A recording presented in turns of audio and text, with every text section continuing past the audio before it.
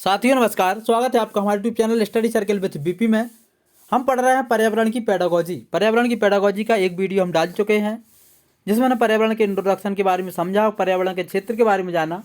आज हम जानेंगे प्राथमिक स्तर पर पर्यावरण के अध्ययन के शिक्षण अधिगम के उद्देश्य एवं क्षेत्र। इसके बारे में आज हम चर्चा करेंगे। इसमें हम जो पढ़ेंगे वो पढ़ेंगे इसकी प्रस्तावना, इसमें अधिगम के क्या उद्देश्य हैं, प्राथमिक स्तर पर पर्यावरण अध्ययन क्यों जरूरी है और एनसीएफ 2005 के विशेष संदर्भ में पर्यावरण शिक्षा के क्या अधिगम के उद्देश्य हैं। साथ ही पर्यावरण अध्ययन में निहित मूल्य और आगे इसी में हम जो देखेंगे इसमें देखेंगे पर्यावरण का मूल्य समझना भारतीय धरोहर के रूप में, एनसीएफ 2005 के विशेष संदर्भ प्राथमिक स्तर पर्यावरण शिक्षण का अधिगम क्षेत्र, इसका सारांश। इन 5-6 टॉपिक को इस वीडियो में देखेंगे। वीडियो 10 से 15 मिनट का हो सकता है, तो आप लोगों से अनुरोध है कि थोड़ा सा धैर्य के साथ देखें, इन चीज़ों को समझें। हमारे पास इतनी विशेष टेक्नोलॉजी नहीं है कि आपको हम बड़े स्तर पर पढ़ा पाएँ, लेकिन हाँ कंटेंट आपको बहुत अच्छा डिलीवर कर सकते हैं, जो हमारी पूरी कोशिश है। तो शुरू करते हैं आज का ये वीडियो और बढ़ते हैं आज के इस पहले टॉपिक की तरफ, जो हमारा आज का पहला टॉपिक है कि प्राथमिक स्तर पर पर्यावरण अध्ययन के शिक्षण अधिगम के उद्देश्य एवं क्षेत्र में इसकी प्रस्तावना या इसका इंट्रोडक्शन क्या है। साथियों आगे शुरू करने से पहले हम जो पढ़ने जा रहे हैं वो है इसकी प्रस्तावना। प्रस्तावना के बारे में आपको बता दें कि जैसा कि हमने इकाई 1 में चर्चा की कि धरती एक ग्रह है जो हमारा घर या निवास स्थान है, हमारा पर्यावरण बनता है, यह हम सभी का है और हमारे वर्तमान और भविष्य की धरोहर है। इस ग्रह पर रहने वाला हर प्राणी के साथ हमारा टूट संबंध है। यह बात काफ़ी विचारणीय है कि हमारी दैनिक क्रियाएं पर्यावरण को प्रभावित करती हैं, बदले में हम पर्यावरण से प्रभावित होते हैं। मानव होने के नाते हमारा पर्यावरण इसके संसाधनों से लगातार प्रभाव डालते रहते हैं। शिक्षा सबसे अच्छा माध्यम नजर आता है जिसके माध्यम से आम जनता को उनके क्रियाकलाप एवं आचरण की पर्यावरण पर प्रभाव की प्रबलता एवं विस्तार को समझाया जा सकता है। इसके साथ ही उनके अंदर पर्यावरण के बचाव एवं सुरक्षा के लिए संवेदनशीलता का विकास किया जा सकता है।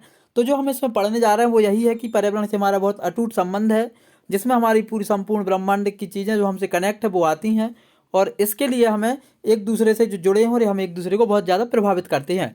आगे देखते हैं क्या बताया गया है इंट्रोडक्शन में।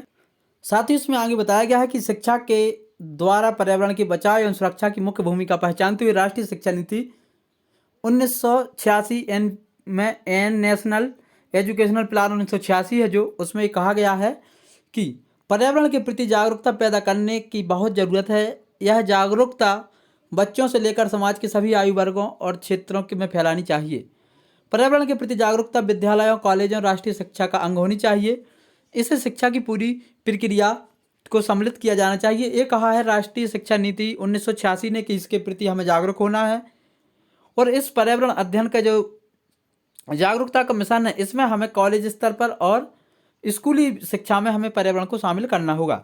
आगे इसमें यह भी बताएगा कि राष्ट्रीय शिक्षा नीति 1986 तथा उसके बाद की शिक्षा नीतियों में, चाहे हमारा एनसीएफ जो है 2002 हो या एनसीएफ 2005 की पर्यावरण शिक्षा को विद्यालय शिक्षा में एक सुनिश्चित स्थान दिया गया है। इसका परिणाम यह हुआ कि पर्यावरण के प्रति जागरूकता तथा समझ प्रत्येक विद्यार्थी औपचारिक और अनौपचारिक पाठ्यक्रम का अनिवार्य अंग बन गई। तो हमसे पूछा जाता है क्वेश्चन की जो पर्यावरण है वो हमारे पाठ्यक्रम का कैसा हिस्सा है, औपचारिक या अनौपचारिक। तो औपचारिक और अनौपचारिक दोनों तरीके से हम पर्यावरण को पढ़ते हैं। आगे से बताएगा कि जैसा कि आपको ज्ञात है कि पर्यावरण शिक्षा प्रारंभिक शिक्षा स्तर पर पर्यावरण अध्ययन के रूप में प्रारंभ की जाती है।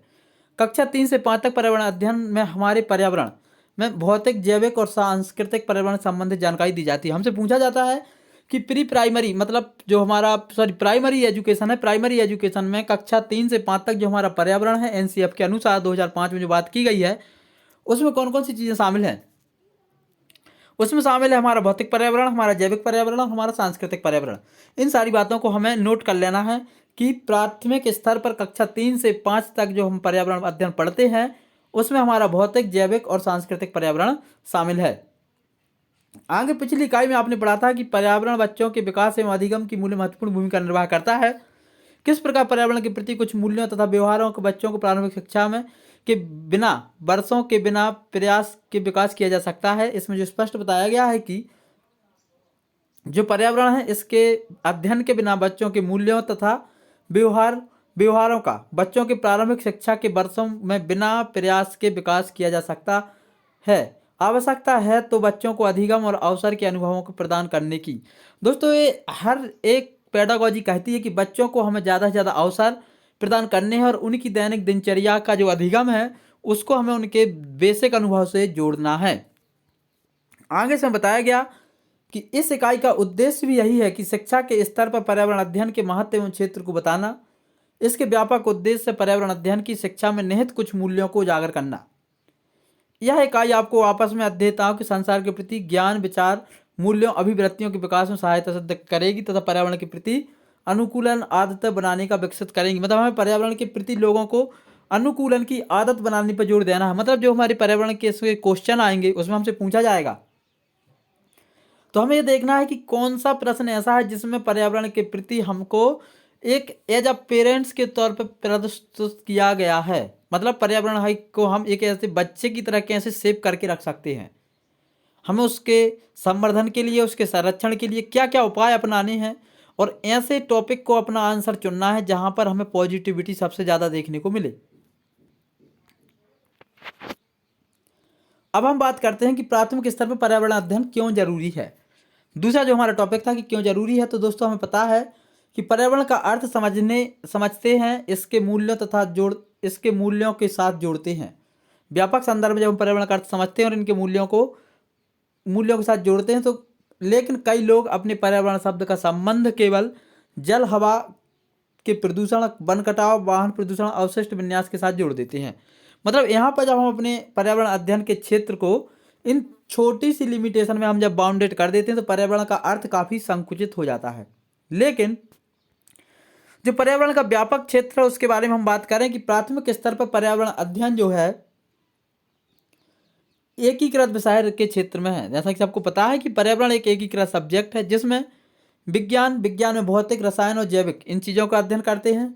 साथ ही सामाजिक विज्ञान में जो हम पढ़ते हैं वो पढ़ते हैं सामाजिक अध्ययन के तौर पर इतिहास, भूगोल, राजनीति शास्त्र, समाजशास्त्र, इनको हमें याद कर लेना। हमसे पूछ लिया जाता है कि प्राकृतिक पर्यावरण के अंतर्गत जो हमारा पर्यावरण है उसमें विज्ञान की कौन कौन सी चीज़ें शामिल हैं, तो उसमें भौतिक, रसायन और जैविक चीज़ें शामिल हैं।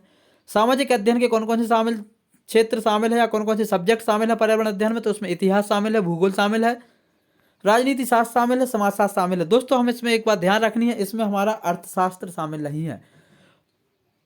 और ऑप्शन में हमसे अर्थशास्त्र दिया जाता है लेकिन हमें एनसीएफ 2005 जो हमारा कहता है इसमें इतिहास, भूगोल, राजनीति शास्त्र और समाजशास्त्र शामिल है, अर्थशास्त्र शामिल नहीं है।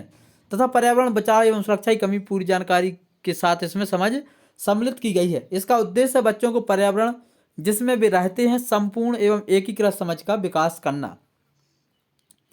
जो कुछ महान शिक्षाविद हुए हैं उन्होंने भी इसके बारे में काफ़ी सारी चीज़ों के बारे में बताया है कि जो हमारे Pestalozzi, John Dewey, Maria Montessori, Rudolf Steiner, J Krishnamurti, Arvind तथा औरों के नाम भी इसमें परिचित होंगे।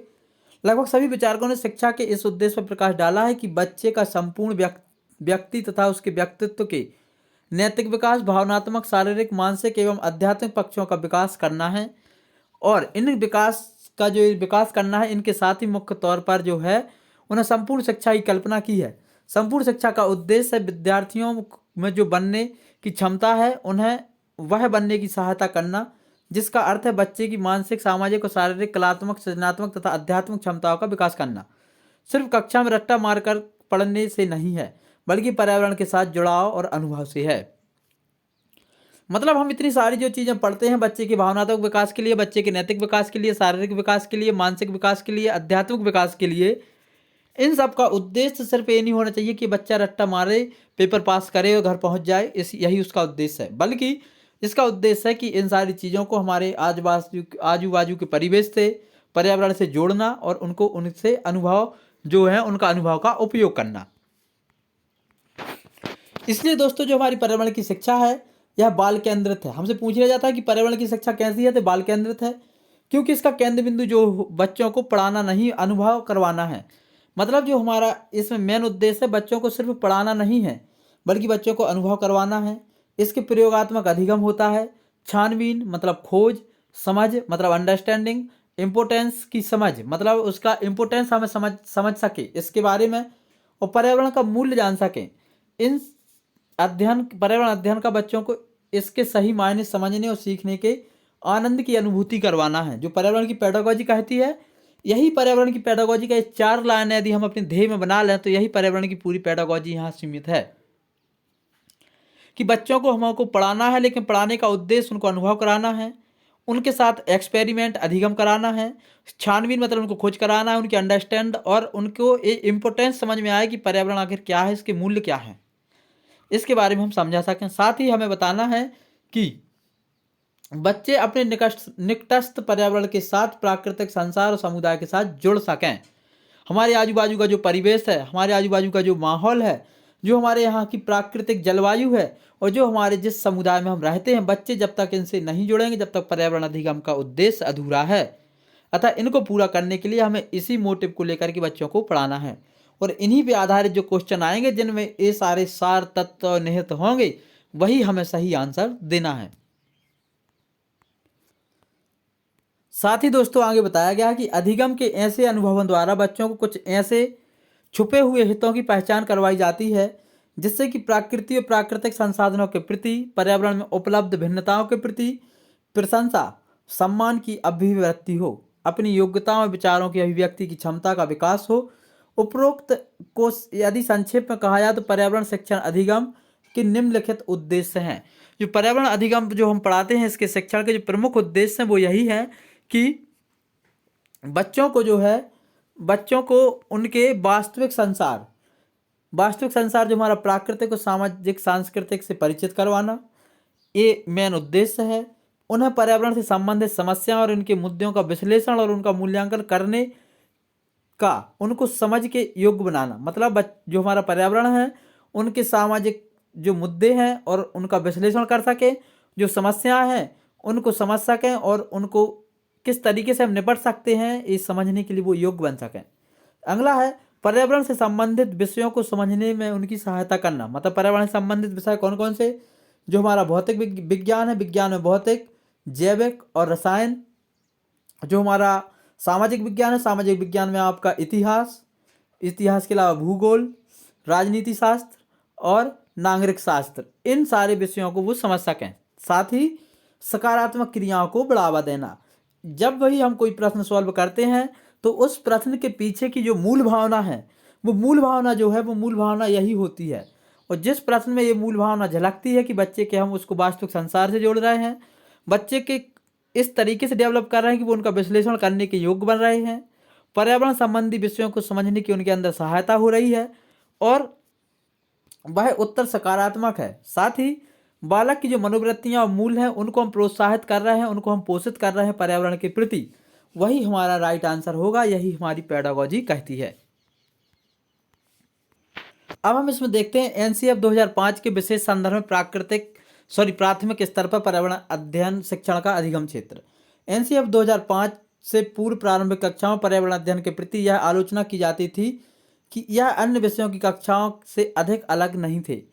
एक प्रकार से एक तरफी प्रक्रिया थी। बच्चों की कक्षा में निष्क्रिय बैठकर तथा शिक्षकों से सूचना प्राप्त करके पर्यावरण के बारे में सिखाते थे, ऐसा इसके पहले कहा जाता था। इसकी तुलना में मग तथा जग मॉडल से की जाती थी, मतलब जिसमें बच्चे मग की तरह होते थे तथा जिसमें जग रूपी शिक्षक सूचना डालता था। इसका कहने का मतलब ये था कि पहले जो शिक्षा थी पर्यावरण की वो यह थी कि बच्चे को एक मशीन के रूप में समझा जाता था, उसके अंदर सूचनाओं को ज़बरदस्ती ठूंसा जाता था, ज़बरदस्ती उसको जो ज्ञान है उसको थोपा जाता था। लेकिन एनसीएफ 2005 इसके उलट बात करता है। क्या बात करता है एनसीएफ 2005? कि बच्चों में छानबीन क्रियाकलाप में नहीं लगाया जाता था, जिसके परीक्षण करके उनको अनुभवों के साथ जोड़कर प्रयोगों की लगकर समझकर वस्तुओं को अलग अलग रख संबंध समझने में सीखा जाता है एवं इस प्रकार पर्यावरण अध्ययन के उद्देश्य की प्राप्ति में बहुत सी कक्षाओं में नहीं हो पाती थी। इसके एक कब की बात है, ये एनसीएफ के पहले की बात है। लेकिन अब एनसीएफ क्या कहता है? जो एनसीएफ कहता है कि पर्यावरण के बारे में सीखना, पर्यावरण के माध्यम से सीखना, पर्यावरण के लिए सीखना, इन सारी चीज़ों पर बात की करता है। इसलिए पर्यावरण का अध्ययन का क्षेत्र काफ़ी व्यापक है। इसका विस्तार पर्यावरण को सीखने के माध्यम की प्रयोग करने से लेकर इसकी सुरक्षा एवं संरक्षण के लिए किया जा सकता है।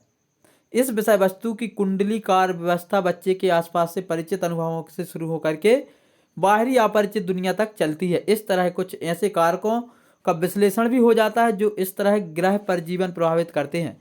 पर्यावरण अध्ययन का केंद्र व्यक्तिगत से राष्ट्रीय तथा भौगोलिक की ओर भौतिक सौंदर्यपरक आयामों की ओर बढ़ता है, ये कहता है एनसीएफ 2005।